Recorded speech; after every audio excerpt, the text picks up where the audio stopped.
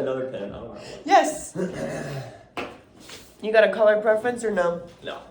Sweet. Yeah, I think we should come to some kind of totally creative solution. I agree. I feel like there's not, we're gonna have to make stuff up. I agree. I think we should. Because I think if we just go based off like what you really want or what I really want, it's just gonna be pushing against each other. Mm-hmm. And I'm really bad at coming up with like ideas. When someone else mentions it, I'm like, oh yeah, that's a good idea. But I'm not really good at it. But yeah. I think I'd be better like if I were like seeing the people and we're just reading fact patterns. Right. Yeah. True. Yeah. Okay, so I'm representing Sally. Yes. Soprano. Yes. You are who are you? Representing Lyric. Okay. The opera house. Okay, and you Did you start know already? there? Yeah. Let me double check. That would be tragic. Yeah. All right, yeah, we're good. Sweet. All right, so are you okay with writing some stuff down and just putting like Totally. outside limits?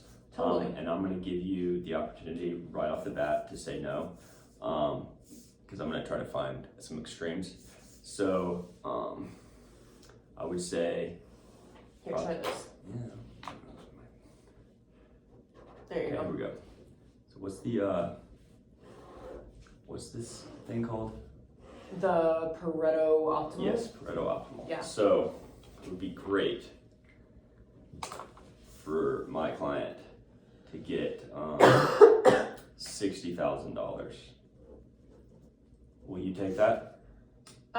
Where's that 60 coming from? That's what she really wants. Would you take that? I'm giving you an extreme that you could say no to. Unless 60, you're good with it. I would need to hear more about where that's coming from, but that 60 is probably out of an area of comfort for my client. Okay. So this will be on our high end. Yeah. And then give me an offer I must refuse. An offer you should refuse would be something like 10,000. Okay. Yeah. I'm gonna go ahead and say no. As you should. I think Sally's worth more than that. Okay. All right. So this is and anything written on this paper, I'm not holding you to it, and I don't want you to hold me to it. We're just gonna brainstorm here. Get some options out on the table. Yeah. Yep. Okay. So somewhere in here, ideally, somewhere in here is where we want to land. So, from my perspective, I understand you have the opera in 3 weeks. That's correct. Okay. And your lead role, who my client Sally would be filling, your lead role dropped out. That's correct. Can you tell me any more about that? Is that confidential at all about why they dropped out? That's confidential. We're not really putting forth that info. All I'll tell you is that we had cast her for this very specific role, and she's walked out on us. Okay, gotcha. So it's more on her than on the lyric side of things. I just don't want Sally to be walking into a precarious situation. But it sounds like it wasn't the lyric that had anything to do with it. It was more like she was done. She walked out. I hear what you're saying. I'm not going to try to like put liability on her, but we're still planning on the show being on stage in 3 weeks in a pretty stable fashion. Awesome. Yeah. Okay, and then are there any other sopranos that you're looking at for this role that Sally needs to be aware about? We aren't too sure right now. As you know, the show's coming up in 3 weeks, so we're kind of in a time pinch there. We could find someone else if we need to, but we do think that Sally is probably a really good option in terms of the talent that she's offering. And we've worked with her before. We kind of know what to expect. Right. Yeah. Okay, cool. Where's Sally been at work-wise the past couple of years? What's her schedule been? Yeah, so she has kind of been in a dry spell, and it seems like, honestly, it seems like it's because of her age. But I think that's one of her better qualities right now, because there's a lot of young sopranos that are coming in, like the one you just experienced who walked out on you, Mm-hmm. don't have experience, and honestly the role that she would be playing is much more suited for a more experienced, more elderly soprano. And so just the character and the story, it makes more sense for it to be someone more of Sally's age. And so she has been kind of running into a couple roadblocks, but she does have a lot on the docket coming up. Mm-hmm. And so she's excited for this opportunity, Mm-hmm. but she's got a TV special that she just got cast for, and a couple other things in her future that she's looking forward to. Mm-hmm. Being able to perform at the Lyric, though, would be huge for her just reputation, Mm-hmm. so that she could, going into that TV specials and stuff, she could, if she could have this to bounce off of, it would be great for her. So she's not indifferent about singing at the Lyric. She really wants to. I just want to make that clear that she's not kind of like take it or leave it. So is that some of the motivation that was underlying her reaching out to us when she heard about this role? Yep. Okay. Yep. Also, just she loves this role, and Okay. so it's more than the money or the experience. Those are important to her, Mhm. but the role too is just special to her, and she knows it already. She's done it. So it's not something that she needs to train up for or prepare for.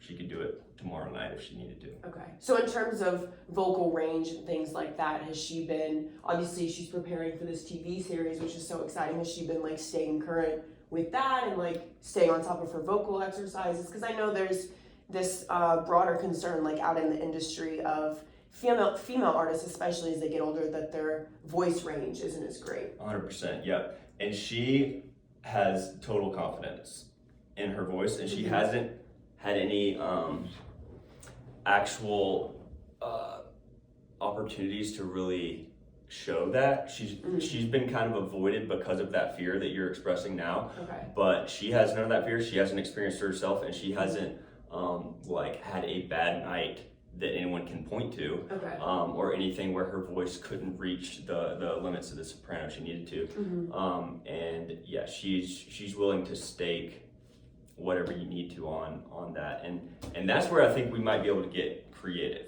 because it seems like I'm seeing your fear of getting a more experienced older soprano. There's more liability in maybe her having a bad night and then it affecting your ticket sales.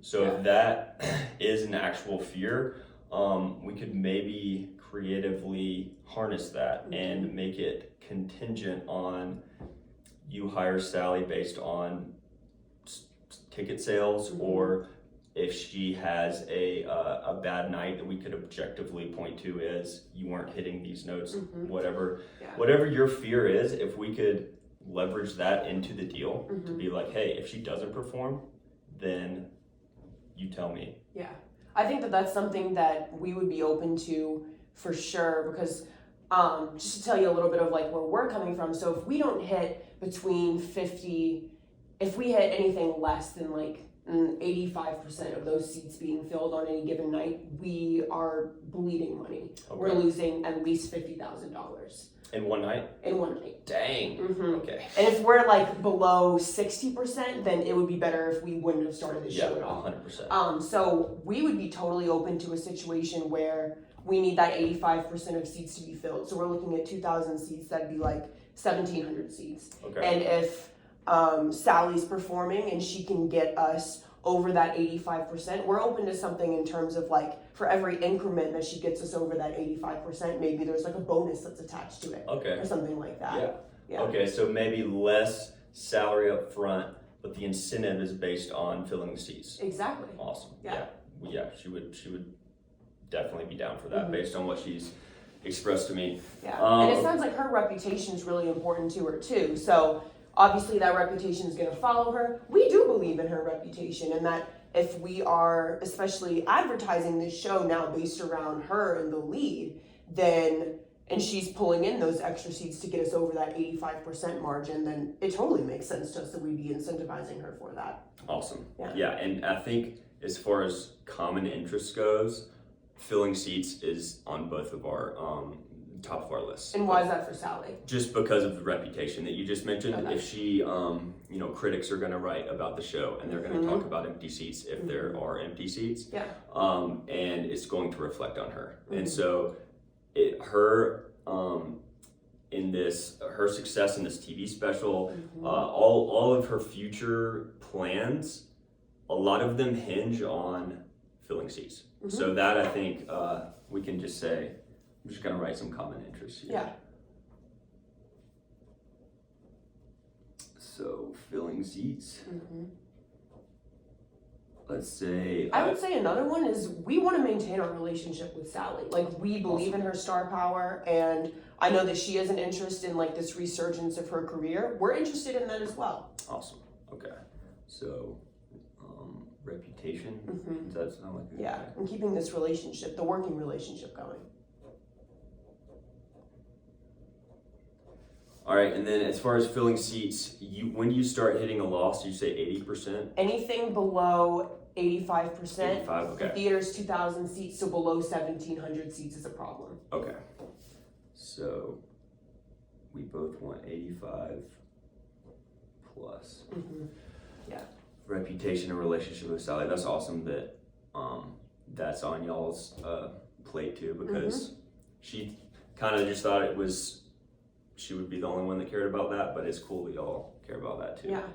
All right. Anything else you have in common? I mean, we want to sell tickets. Yeah. We want her to be the star. She wants to be the star. Yeah. And then in terms of that, like keeping the relationship and like that star power thing as well, that's something that I would guess that this is a shared interest between us, is that we want to treat, if she were to come on board, we want to treat her the nights of rehearsals, the nights of the shows with like the star power that comes along with it. So like we want her dressing room to be ready for her. If she wants to have 2 or 3 guest passes backstage to have her family and friends with her, that's great. If she wants to have one of the boxes rented out for her family and friends, we can do that as well. So like all the perks like that, we want her to feel welcome. Amazing. Okay. So you got perks, let's just say box seats and extra tickets backstage. Yeah, exactly. Okay. And whatever hair and makeup artist she wants, we can get those. Nice. Okay. Yeah. Sweet. So let's see. Where's our points of contention? Yeah.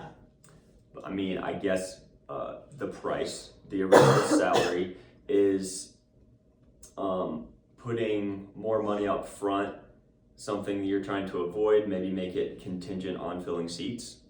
I would say that pretty accurately states our position. Yeah, we're also thinking that we were thinking that we were going to have an advertising campaign anyway, but now that our main person has left, we're kind of having to run that advertising campaign back, and now we're thinking we'll probably have to advertise even more because of potentially having Sally or whoever it is fill that main role, which also could be in Sally's interest because, her face and her name are getting out there again. Right. Which is a good thing.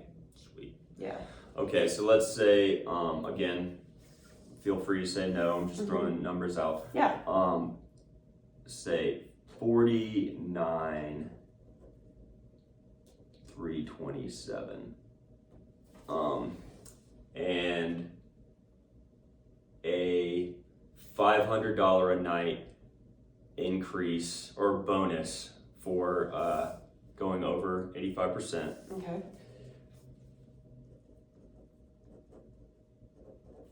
And then let's see, how much did you say you're going to lose starting at 1,700? 50,000. Or 17,000. So if you hit 1,600 seats, how much lost revenue would you have? I would have to pull some different numbers for that. I would guess it would be more than 50,000, but I don't know by how much. Okay, so even when you hit 1,700, you're losing 50,000, or no, anything below 1,700. Okay. Yeah, that's all the data that I have to work with right now. Okay. Yeah, that's what my team gave me. Okay, gotcha. So yeah, let's see. So a $500 a night bonus if it's going for do we know how many nights it's going to be showing? I think 3 or 4 is what we're planning on. Oh, okay. Yeah. Gotcha. So just out of curiosity, where are you getting that 49,327 number from? So it was just didn't want to go, too far below what is kind of in her mind. Okay. But which really is kind of just represented by that 60K area. Yeah. But just wanted to kind of lock in a specific number that we could point to, just based on the percentages that we've worked. And I was ignorantly thinking this show was going to go like 30 nights, a Broadway play or something. Yeah. So if it's 3 or 4 nights, then this $500 number might not really be much of an incentive to you or her. So we could adjust that. But yeah, what are your thoughts on just like an incremental, and then maybe like a penalty, like she pays the lyric, or maybe we cancel I hear the what show. you're saying. I don't want to. In our mind, I don't know that it would be necessarily fair to penalize her in terms of seats. I would rather work something where there's an incentive for the extra people showing up. So like we would be more comfortable assuming that risk in terms of like this idea of a penalty, maybe for a number quite a bit lower than that 49,327. Okay. But then this number would be bigger for like a bonus. Yeah. So more of the weight would be on the bonus than on the salary. Yes. Gotcha. Exactly. Okay. So I'm thinking something like, if we're talking about a base salary somewhere between, let's say, thanks. Let's say 28,647 to 31,935. And so if we hit that 1,700 seats, that's putting us at 85%. That's where we want to be. That's our sweet spot. Okay. So if we hit something like 1,800 seats, we would credit everyone's hard work, but certainly Sally's hard work for that. So we would be thinking something like $1,000 bonus if we hit that 1,800. 1,900, another $1,000 bonus, and then 2,000 seats, Full perfect house. attendance, full house. We could do something like a $1,500 bonus. Okay, so 3,500 bonus total if she sells out. Awesome. Yeah. Okay. And then we're talking, and the reason I give you numbers that are more on the lower side of things as well is because if Sally's coming on board, so what we want to do is we want to front a lot of obviously we're going to front the advertising costs. We think that would work in Sally's benefit because she's prepping for this TV series. She wants to get her face back out there. And these would be ads that we would want to collaborate with her on, make sure she has her creative input. And we're estimating that the advertising that we would want to do would be somewhere between $3,500 to $5,000. Okay. And Sally would be featured prominently in the advertising? Absolutely. Okay. Every bit of that. That would be the advertising basically devoted specifically to her role and not just the opera in general. Nice. Okay, let me look. We have some objective numbers of what things have cost her in the past. I just need to refresh my memory on it. Of course. All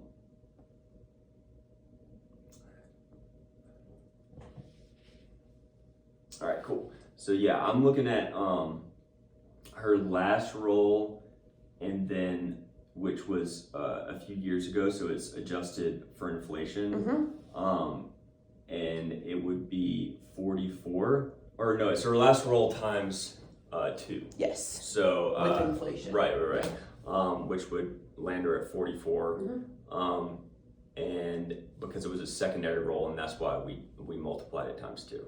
Okay. And so, where are you getting that criteria from? Because I'm having information. The information I have is that her last title role, so her last role as the lead times 2 with inflation is that 44. But feel free to correct me on that 44. if that's not right. Did I not say that? No, you did say that, but you were saying that was for her secondary role, and that was for her okay. first role. Kind of, you're multiplied right. by 2. You're right. Okay. Yeah. So this being another title role, Mm-hmm.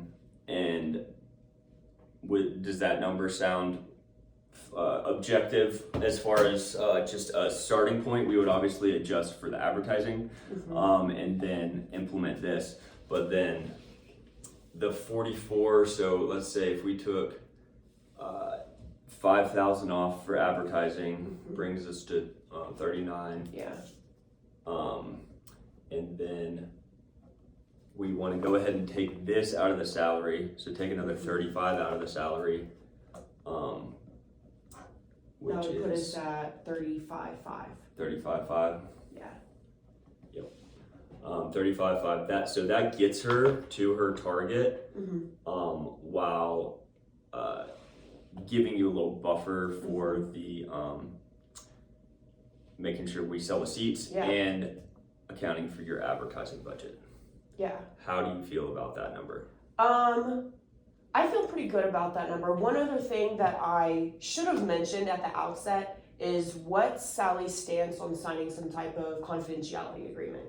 Sure, confident. Okay. In terms of like whatever her salary is going to be, just because Lyric doesn't want that information going public. We want to be able to have wiggle room with other stars, and if we're paying her something that's more, then, for example, that number is going to be more than what we would be paying the original head actor of this play. We wouldn't want them to figure that out and be hurt and damage those relationships because we care about our relationships. No, that makes sense. That's honestly another common interest, because if people don't know that we're adjusting, then they might, in the opposite way, look at Sally getting paid this and think that that we're being ageist or something like that. Yeah. So that works for us. We'll 100% put a confidentiality in there. Okay. So let's just, before we lock in on a number, this is still open. So it would be, terms would be confidentiality. Total confidentiality, just non-disclosure. Do we want to put a term on it? We could do 10 years. Let's do, no need for something that strenuous. Okay. We do, give it 3. 3. And that'll probably be like the max that someone would uphold anyway. We're on the same page here, so I think confidentiality works for both parties. Let's see, and then her creative input in all the advertising that we're gonna do. Sweet.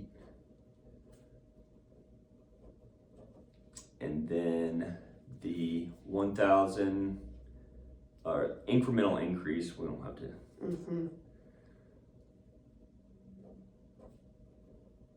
And then let's say, okay. Incremental increase per night as well. Per night, okay. Yeah.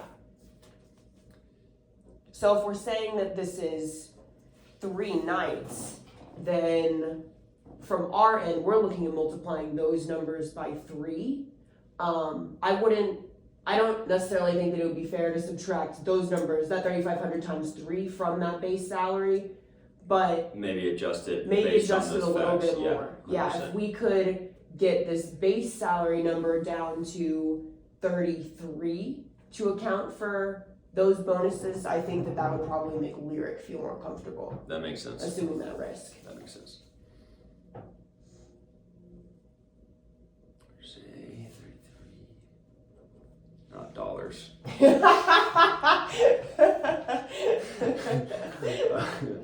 All right.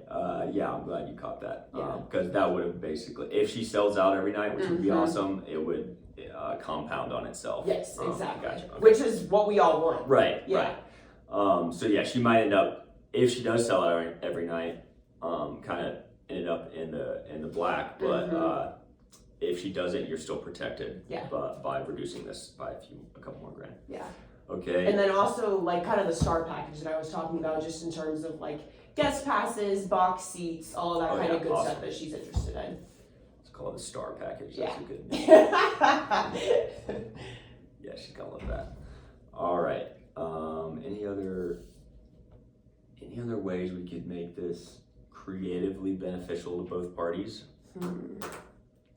Anything else I'm trying to think of anything that Sally would want, that we could cut this number even more for her to get. But it seems like we're kind of on the same page. Is there anything else you need that Sally could provide? If we could, I think we're ready to move forward in doing this deal with her. The one concern that Lyric would have is, can we get some type of like vocal sample from her in the next couple of days? Sure. Because I know that she's backing her range that she still has, and certainly we believe in that too. But before we're putting down $33,000 guaranteed, if we could do some type of like contingency for whatever like down payment, if you're thinking like a down payment would be fair to get like a vocal sample from her, and then we can give her the rest of her salary. Sure. What kind of down payment you thinking? What would be fair to Sally? Let's see. We could just make the deal contingent on a sample. Okay. Because that way, I wouldn't want you to get the sample and be locked into a deal, and you do not want Sally anymore. Yeah. That would be the and I'm worst sure case that that's for both not what parties. she wants either. Exactly. She And wants to be she's- somewhere where she's valued. Right. She's fully confident, Of and course. so are we in her ability. So I think we can make the whole deal contingent on a sample being provided to you within, you said 3 days? Yeah. With that? Okay. Yeah. And nothing crazy, just like basic vocal scales, things Perfect. like That's a great example of creative solution. that. 3 days to get you a vocal sample. All right. Anything else that Sally's needing or wanting? Basically, her biggest desires were to kind of get back on stage, which you're providing her that opportunity. Increase her star power and reputation, which you're giving her that opportunity, and then to make money and a living somehow. So Exactly, I feel like y'all have hit all of her points that she sent me in here to get. So Great. I Excellent. think we'll be happy with this 33,000 number if you are, with our terms that we agreed upon. Yeah, no, we totally agree, and we'd be so excited to have her on board. We have complete faith in her. Again, the whole contingency thing is just to protect from our end and make sure No, it that makes total we're sense. not making a giant investment on something that even that she can't control. So yeah, I mean, we're tryouts excited. are a normal thing when it Exactly. comes to this. So Yes, that's that will fair. not phase her, hopefully. Awesome. Well, it's great doing business with you. Agreed. You as well. Off to the airport. Yes, go, Adam, go. I feel like we slayed, honestly. I honestly think so too. How low were you